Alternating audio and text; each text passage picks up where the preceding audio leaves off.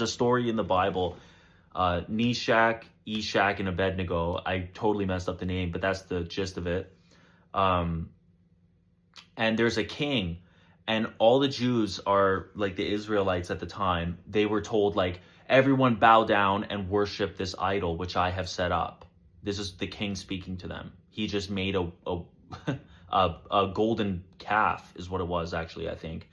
And anyways, the pretty much all of them bowed down and worship because he said, if not, I'm going to kill you. Like, it's either you do this, submit to me and this God that I erected, that I created, or I'm going to take your life. And so a lot of them, they just bowed down. You know what I mean? They just fell prostrate. Well, these three brothers, they were like, we're not doing that. We're not doing it. And he was like, you know, okay, this is the king. And he goes, okay, throw them into the fire, throw them into a furnace. And so what ends up happening, they get seized in front of everyone. In front of everyone, all their people is there on the ground, on their knees. And they're going like, please, man, just do it. Just do it. Like, you need to survive, right? But here's the thing is, these three guys, they believe. They actually believed in like a God in this reality that was above their job, above all this. So anyways, they get thrown into the furnace. Well, next thing you know, one of the guards goes in to check on them, to look inside, and he says, I see four men in there, and one of them looks like a son of God.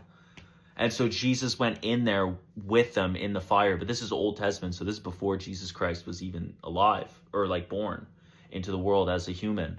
And so, anyways, they end up emerging from the fire, and then the king is like, no way, who is the God that you serve? Like, there's no way that just happened, because he's a narcissist and he doesn't actually believe that this stuff is real. And so then it just got proven in front of everyone. And so now the narcissist is like, dude, I want this power. Like, I want to serve this God. And so what ends up happening is they go like, I serve the God of Abraham, Isaac, and Jacob.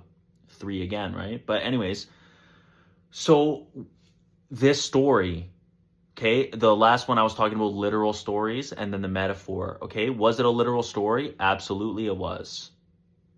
But the reason that this even happened, because why would God even make this situation in the first place to happen?